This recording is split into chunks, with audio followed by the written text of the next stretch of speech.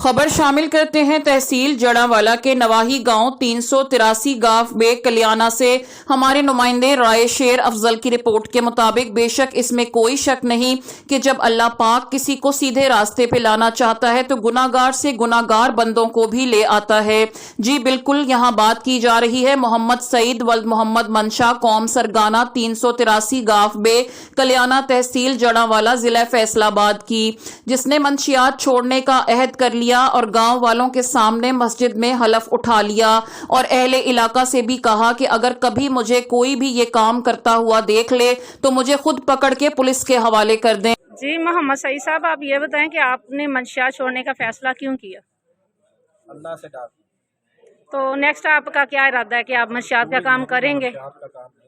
और अगर साबित हो गया कि आपने मंशियात का काम किया है,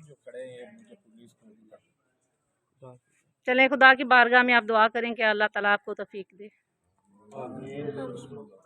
इस मौके पर रोडाला रोड पुलिस स्टेशन के SHO और अहले इलाका की कसीर तादाद मौजूद थी। मोहम्मद सईद वल्द मोहम्मद मंशा कौम सरगाना 383 गांव बे कल्याणा मंशियात छोड़ने का अहद कर लिया और मस्जिद में हलफ उठाया और अपने बयान हल्फी भी जमा करवाए।